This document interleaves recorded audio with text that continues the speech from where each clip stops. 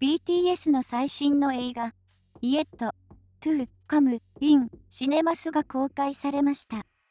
あの興奮を再び味わうとともに、BTS のコンサートが待ち遠しく思ってしまいましたね。コンサートの形式は、社会の情勢とともに徐々に変わってきましたが、公演での生き生きとして、エネルギッシュな7人の姿はいつもアーミーに元気を与えてくれますよね。BTS といえばコンサート。BTS のコンサートはデビュー間もない頃からコンスタントに開催されています。記憶に新しいものからデビュー初期の初々しい公演まで BTS の歴代のワールドツアーの軌跡をたどってみましょう。Permission to Dance on Stage 2021。まずは2年ぶりとなるオフライン公演が行われたコンサートがアーミーの記憶に新しい Permission to Dance on Stage です。2021年10月から2022年4月の期間に韓国とアメリカで開催されています。2021年10月24日日、まずは韓国でのオンラインライブが初日となりました。韓国ソウルオリンピック主競技場で2時間半の公演が行われています。オン、ファイヤー、ドープといったライブでおなじみの人気曲でオープニングを飾り、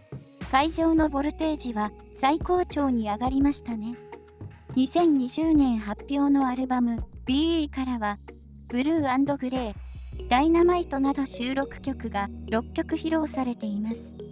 アンコールでは、ツアータイトル曲の Permission to Dance がパフォーマンスされました。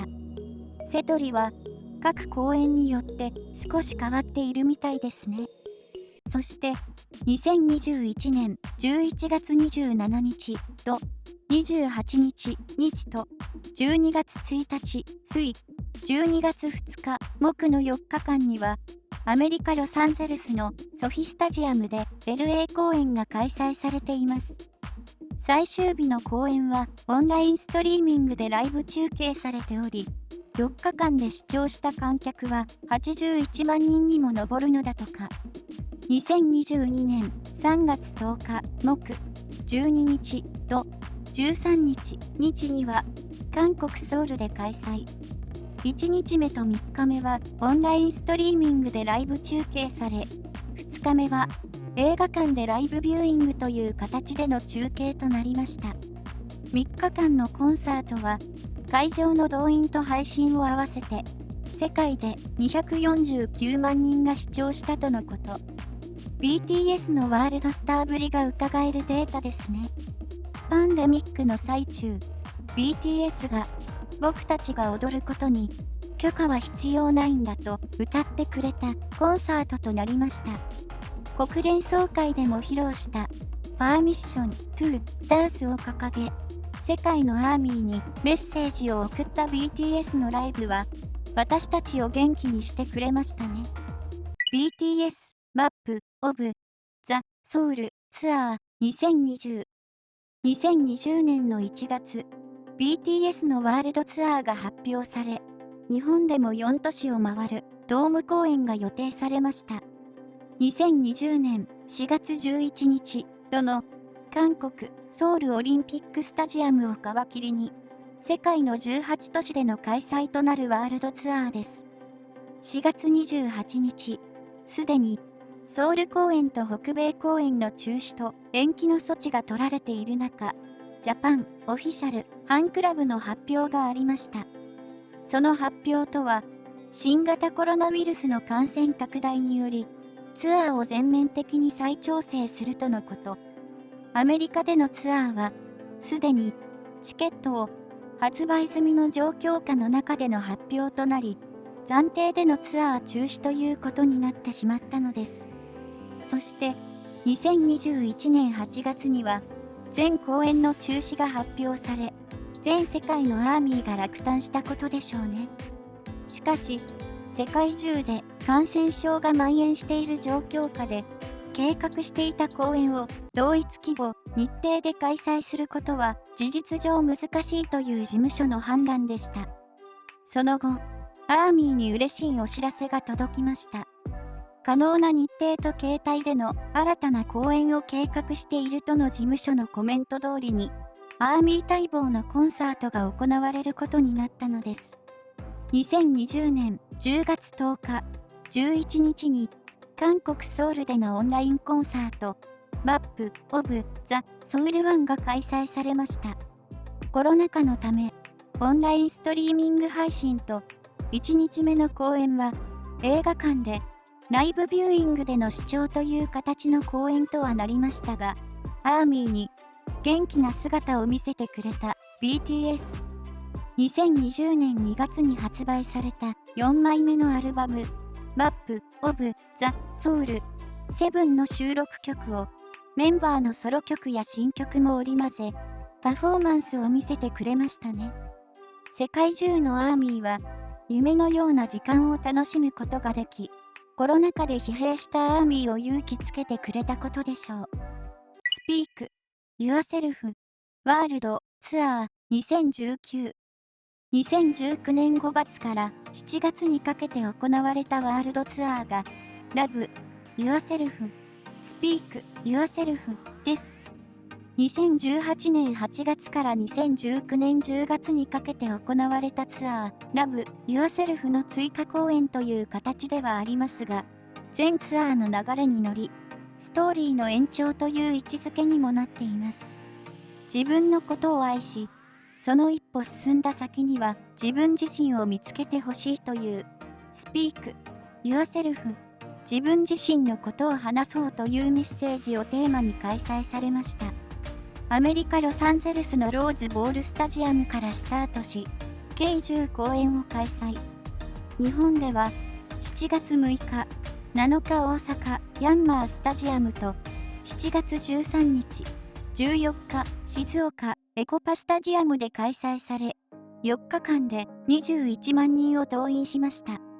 2018年のビルボードミュージックアワードでトップソーシャルアーティスト賞を受賞し、さらにアルバム Love Yourself 10 Tear がビルボード200で1位を獲得した後のコンサート。この時 BTS は話題も人気も世界で急上昇中でした。チケットもさぞかし取るのが難しいアーティストだったことでしょうね。公演ではアルバム MAP of the Soul ペルソナの収録曲を披露してくれました。日本での最終日はアーミーにコメントを残してくれましたね。Love Yourself World Tour 2018の2019 Love Yourself は全世界で206万人を動員した長期にわたるワールドツアーです。前述した Love Yourself Speak Yourself の前身にあたる公演になります。世界20都市で104万人を動員し、日本でも東京、名古屋、大阪、福岡の4都市で9公演を行い、合計38万人を動員している大規模なワールドツアー。今やワールドスターになった BTS が来日してコンサートをしてくれていたことが嬉しく感じてしまいますね。BTS 初のドームツアーとなるこの公演は Love Yourself 本当の愛は自分自身を愛することをテーマに掲げ開催されました。Love Yourself は映像によるキ・ワンダーから始まり、ショー、ハー、テン、ティアー、ケツ、アンサーの3つのアルバムによって起承転結のコンセプトで構成されているものです。この自分自身を愛そうという BTS からのメッセージを胸に、アーミーと BTS が一つになった公演でした。このロンドン公演の時には、ジョングクがかかとを怪我したエピソードが知られていますね。ジョングクが涙を流す場面や他のメンバーが気遣うシーンは、アーミーに語り継がれるほど、BTS がアーミーのために公演の準備を入念に行い、パフォーマンスに命を懸けているのかが伝わるLove Yourself World Tourの映像は、ブリング・ザ・ソウル・ザ・ムービーでも見ることができます。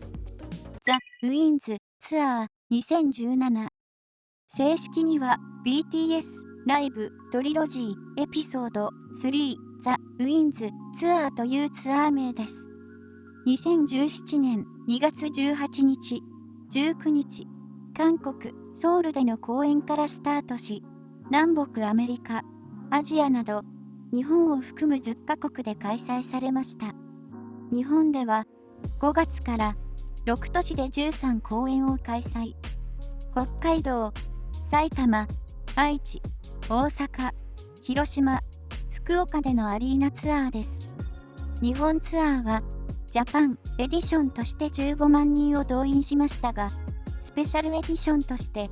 その後追加公演が決定し、10月に大阪京セラドームで日本初のドーム公演を行っています。2014年から始まったライブトリロジーエピソード3部作の最終章として行われたツアーになります。BTS ライブトリロジーエピソード3ザ・ウィンズツアーは2016年10月に韓国で発売されたセカンドアルバムウィンズがツアータイトルになっています。アルバム収録曲を中心にセトリが組まれていて、ブラッド、スイート&ティアーズやノット、トゥデイなど現在も変わらず、人気の楽曲やメンバーのソロ曲などで大いに盛り上がるツアーとなりました。通う年歌、オン、ステージ2015から2016。2015 BTS ライブ歌謡年歌オンステージは2015年11月27日から韓国と日本で行われました。BTS 初のアジアツアーとなった2016 BTS ライブ歌謡年歌オンステージエピローグは2016年5月7日から8月14日まで開催されました。韓国、台湾、香港、中国、日本、フィリピン、タイのアジア10都市で14公演が行われています。5月8日の韓国ソウル公演で両親を招待したシュガがステージ上から両親の姿を見つけ号泣したというエピソードは有名ですね。歌謡年歌とは人生で最も美しく輝く瞬間を意味しており、